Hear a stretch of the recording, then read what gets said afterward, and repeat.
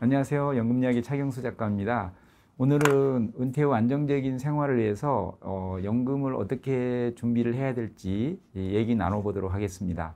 작가님, 요즘 평균적으로 은퇴를 실현하는 나이가 몇 세일까요? 그러니까 제1 직장에서 나오는 게 이제 50대 초인데 제 주변에도 보면 놀고 있는 사람들이 거의 없어요. 제가 이제 81학번인데 그래서 은퇴 나이라는 건 없는 것 같고 실제 통계로 보면 60대도 취업을 많이 하고 있거든요. 특히 자영업자들은 연금 준비가 좀 상대적으로 부족하다 보니까 일을 하기 싫어도 일을 해야만 되는 사람들도 많고 그래도 연금 준비가 잘 돼 있는 분들은 즐기는 분도 있고 은퇴 후에 애경사 고지서하고 건보료가 좀 무섭기 때문에 이 건보료 부담 때문에라도 소득 활동을 하려고 하는 사람이 많은 것 같습니다. 그러니까 특별하게 나이는 없는 것 같아요. 그냥 내가 연금 준비가 얼마나 잘 돼 있냐에 따라서 그리고 연금 준비가 잘 되어 있어도 집에서 몇 년 놀다 보면 너무 그게 힘들어서 취업을 하려고 하는 사람도 있고 다양한 케이스가 있는 것 같습니다.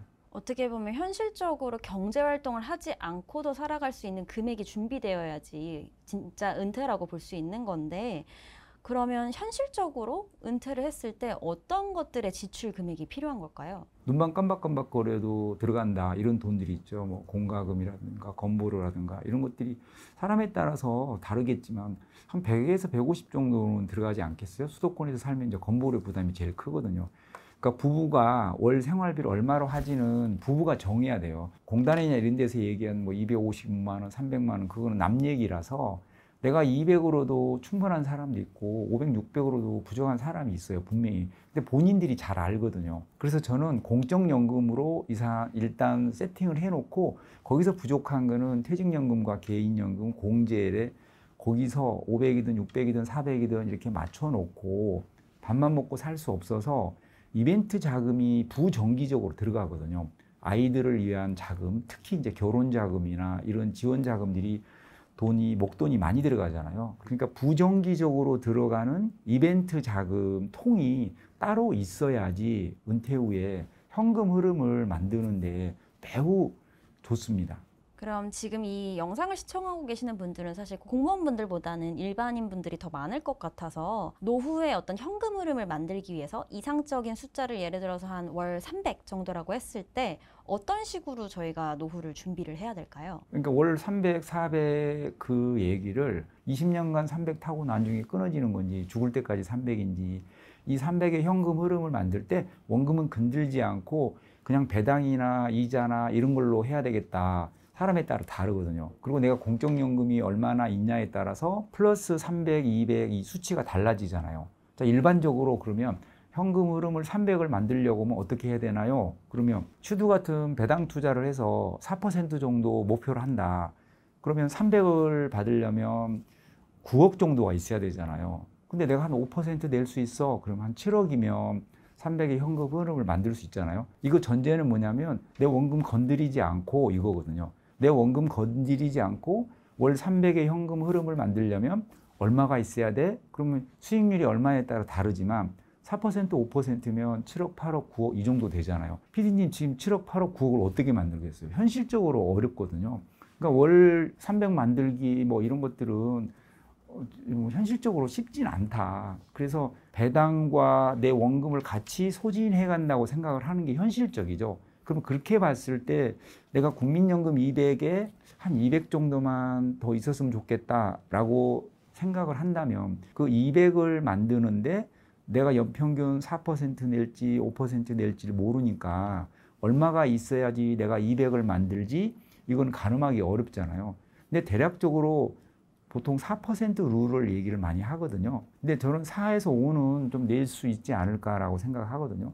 그러면 한 4억 정도만 퇴직연금과 개인연금에서 마련하고 공적연금으로 부부가 한 200 정도만 된다면 4억, 5억이면 4에서 5% 정도 수익을 내면 200은 죽을 때까지 현금 흐름을 만들 수 있다고 보거든요. 물론 원금이 소진되는 겁니다. 원금도 소진되면서 200을 창출할 수 있는 현금이 총 자산이 4억에서 5억 정도면 수익률에 따라서 30년, 35년 이렇게 인출할 수 있지 않을까.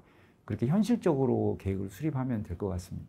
아무래도 이제 퇴직연금이나 이제 IRP 계좌나 ISA 계좌에 사실은 말씀 주신 것처럼 노후 준비를 하면서 투자를 하는 게 되게 좋긴 한데 어떤 분들은 아직도 투자 너무 어렵고 난 그냥 예금이나 적금으로 돈을 만들어서 노후에 쓸래 라고 생각하시는 분들도 많은 것 같아요. 이 차이가 사실은 되게 크다고 말씀 주셨었는데 어떤 차이가 있을까요? 과거에 금리가 높았을 때는 공제나 은행 이자만 해도 많이 도움이 됐죠. 이제 기준금리도 2%대로 내려왔고 언젠가는 다시 또 1%대로 내려갈 수도 있는데 예금 아니면 죽음을 달라로 사셨던 분들은 금리가 아무리 내려가도 예금 아니면 못합니다. 특히 퇴직금 같이 금액이 크면 더 지키려고 하거든요. 그러니까 지금 3%, 4%였었는데 최근에 그때까지만 해도 예금이 그냥 괜찮았다 이러지만 향후에 그러면 1% 내려가면 어떡하실 겁니까? 그분들은 예금합니다. 그러면 1%대 예금하는 사람하고 5% 정도 수익 내는 사람하고 연금 수명 차이가 굉장히 커지겠죠. 그래서 젊었을 때부터 연금 계좌에서 10,000원이든 50,000원이든 100,000원이든 ETF 자동 매수 해가면서 겁을 없애야 돼요. 다시 말해서 경험을 쌓아야 돼요. 경험을 쌓다 보면 퇴직금 1억, 2억이 나와도 그렇게 겁먹지 않고 일부는 투자할 수 있거든요. 그래서 저는 경험을 쌓기 위해서라도 현직에 있을 때 연금저축펀드에서 지수형 ETF 자동 매수해서 멘탈을 좀 키워라. 그러니까 투자를 안 해보면 예금 이자는 성이 안 차고 수익은 좀 많이 내고 싶고 까먹기는 싫고 이렇게 돼버린다 이거죠. 저도 좀 비슷한 케이스인 것 같은데 말씀 주셨던 것처럼 ETF 투자가 그나마 다른 개별 종목보다는 안정적일 거라고 생각하지만 또 현실적으로 어떤 이제 종목이나 기사들을 봤을 때 이게 정말 안정적으로 내 시드머니를 지켜줄 수 있을까? 장기적으로 갔을 때는 지켜진다라고 말씀 주시는 분들도 계신데 어떤가요? 모든 전문가들이 지수형 ETF 장기 투자하라고 하잖아요. 테마형 ETF에 변동성 위험이 있기 때문에. 근데 이거를 내가 경험을 해보지 않으면 내가 S&P 500 지금 투자했는데 지금 까먹었어. 불과 1년, 2년 안에 그렇게 판정을 해버리는 거거든요.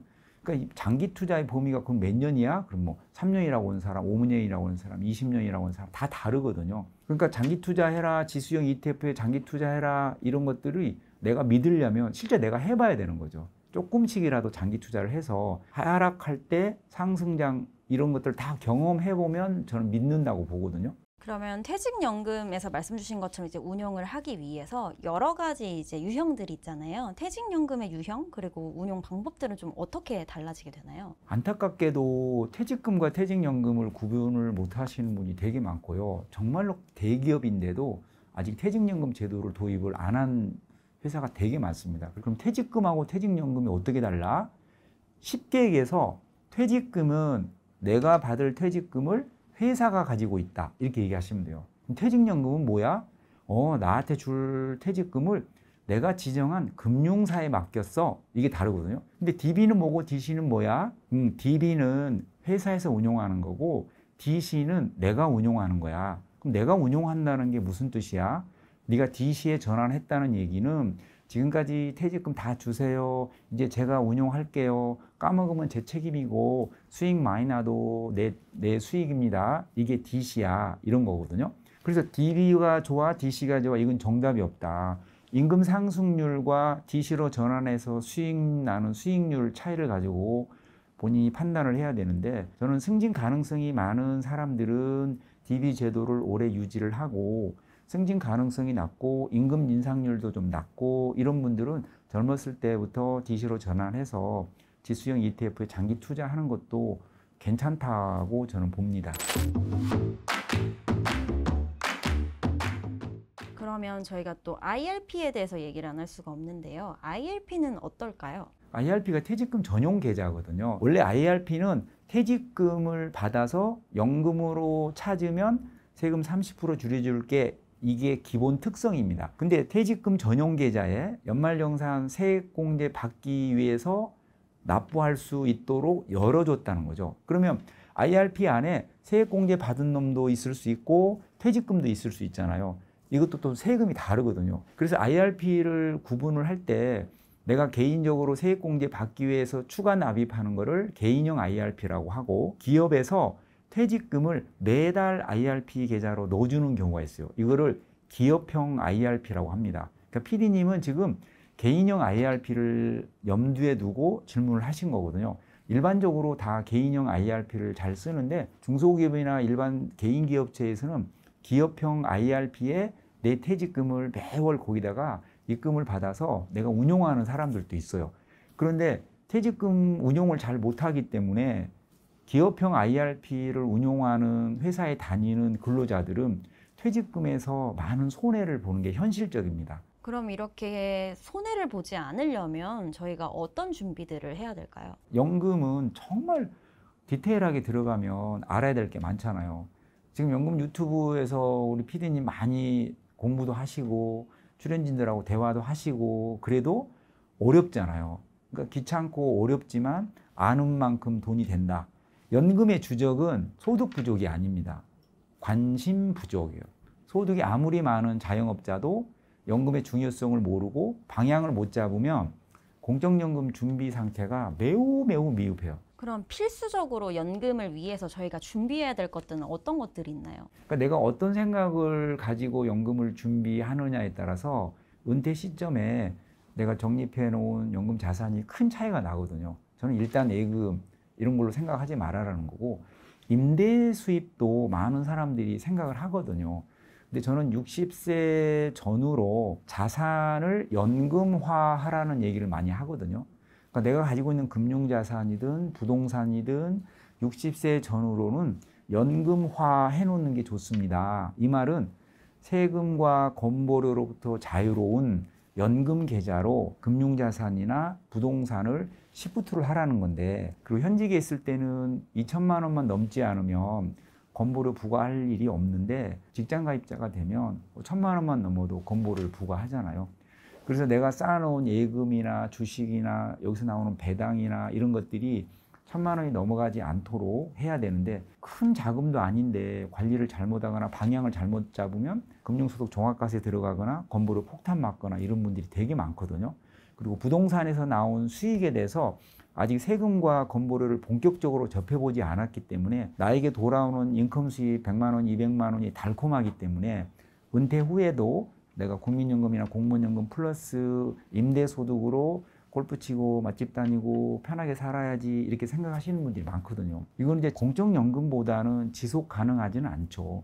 내가 오피스텔이나 원룸 임대 수입을 올렸을 때 옆에 임대 건물이 하나 들어오면 이쪽으로 싹 나가버리고 월세를 낮추거나 이런 경우도 많고 70이 넘어가면 주변에서 보니까 거의 내놓습니다. 만사가 귀찮은 거예요. 이제 월세 좀 받고 이런 것도 뭐 들랑달랑 하면서 세입자하고 뭐 갈등도 있을 수가 있고 뭐가 고장났다고 하면 내가 고쳐줘야 되는 건지 세입자가 고쳐야 되는 건지 이런 게 신경 쓰기 싫어서 주변의 선배들 보면 70이 넘어가면 만사가 귀찮아서 그런지 부동산도 다 처분하려고 하고 그런 것 같습니다. 작가님이 이제 말씀 주신 것처럼 되도록이면 이제 연금으로 운영하라 말씀 주셨는데 그럼에도 불구하고 아직도 곧 죽어도 부동산이야. 그리고 연금 운용하다가 변동성 때문에 내 계좌에 돈이 사라지면 어떡해? 이렇게 걱정하는 사람이 아직도 많은 것 같아요. 그리고 뭐 장이 좋을 때도 많지만 아무래도 시장 상황이 안 좋은 시기도 저희가 많이 겪어오잖아요.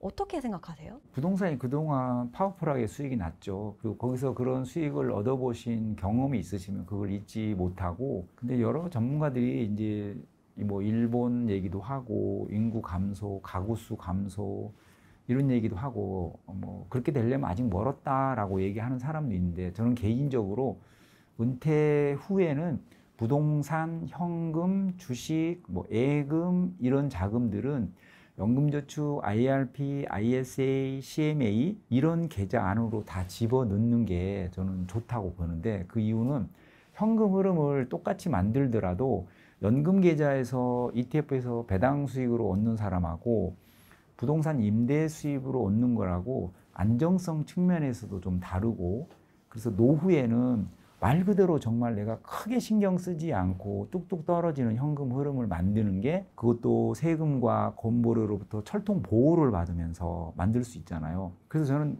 부동산도 60이 넘어가면 조금씩 정리를 해야 되겠다라는 생각을 가졌으면 좋겠다. 주식도 당장 팔고 이쪽으로 옮기세요가 아니고 주식의 비중을 확대하는 거는 젊었을 때는 그럴 수 있다고 하지만 은퇴가 다가와 오면 개별 주식 투자하지 말고 가급적 정리를 해서 연금 계좌 안에서 ETF를 통해서 주식 투자도 할 수 있잖아요. 연금저축 IRP, ISA, CMA 이 계좌 안으로 내가 가지고 있는 모든 금융자산, 부동산에서 처분한 자금들을 이쪽으로 모아놓고 편하게 현금 흐름을 만드는 것을 저는 추천드립니다. 작가님의 얘기를 듣고 지금부터 이제 준비를 막 부랴부랴 하시는 분들도 계실 것 같은데 조금 늦었다고 생각하시는, 예를 들어서 이제 은퇴가 얼마 안 남았는데 5년 남았는데 아니면 10년 남았는데 이렇게 생각하시는 분들 계실 것 같아요. 이런 분들을 위해서 조언을 주신다면 어떤 걸까요? 5년, 10년이면 뭐 거의 골든타임이죠. 뭐 내년에 퇴직하는데 지금도 만들어요? 이제 이런 분도 많이 있거든요. 내 투자 경험이나 투자 성향에 따라 연금 계좌에서 좋은 효과를 볼 수도 있고 매우 소심형이야. 까먹기도 싫어. 투자 경험도 없어. 근데 퇴직 임박해서 IRP, ISA 연금저축 좋다고 했어. 막 만들었어. 거기다 집어넣어놓고 뭘 살지도 모르고 공부도 하기 싫고 어렵기도 하고 이런 분들도 되게 많거든요. 그러니까 젊었을 때부터 투자 경험을 좀 쌓으신 분들은 정착하기가 쉬운데 예금 위주로 자산을 형성했다가 퇴직 임박해서 연금저축 IRP 만들어서 생고생 하시는 분들도 많거든요. 근데 그런 분들은 제가 안타까워요. 뭐 특별하게 이렇게 컨설팅을 해드려도 투자 종목이나 이런 것들이 생소하기 때문에 ETF가 뭔지조차도 모르는 분에게 이제 퇴직해서 소득도 끊어지는데 연금저축 펀드에서 S&P 500 사세요. 이게 현실적으로 안 맞거든요. 그리고 중요한 게 뭐냐면요. 60세가 되고 퇴직을 하면 내가 쌓아놓은 자산을 빼먹는다고만 생각하거든요. 근데 내가 소득이 끊겼어. 그러니까 더 이상 집어넣지 못하고 그냥 빼먹기만 해야 되는데 60세 이후에 연금 계좌가 무슨 소용이 있을까 의외로 그렇게 많이 생각을 하거든요. 그러니까 두 가지 의미가 있는 거죠. 내가 지금까지 축적해 놓은 금융 자산을 연금 계좌 안에 잘 집어넣어 놓고 잘 지키면서 내가 필요할 때 필요한 만큼 인출하겠다. 이게 우선이 돼야 되고 현금 흐름을 만들 때 내가 딱 필요한 생활비가 예를 들어서 400이었어. 근데 400만 뚝뚝 떨어지게 하면 안 되거든요. 내가 필요로 한 생활보다 조금씩 많게 현금 흐름이 나와야 되거든요. 그리고 그 잉여 현금을 가지고 은퇴 후에도 연금저축 펀드에서 저는 S&P 500 10만 원씩이라도 적립식으로 투자를 해라. 저는 그렇게 추천을 드리거든요. 이렇게 실천을 하려면 퇴직 이후에도 연금저축 IRP는 필요합니다. 아, 나는 더 이상 소득이 끊겼어. 빼먹기만 할 거야. 집어넣을 게 없는데 그게 무슨 소용이 있어? 이러면 엔드 끝. 할 게 없죠. 근데 내가 지금 쌓아놓은 자산이 아직도 예금 계좌에도 있고 주식에도 있고 내가 부동산을 팔아서 현금이 들어올 수도 있고 이런 현금 흐름들이 은퇴 이후에도 발생할 수 있단 말이죠.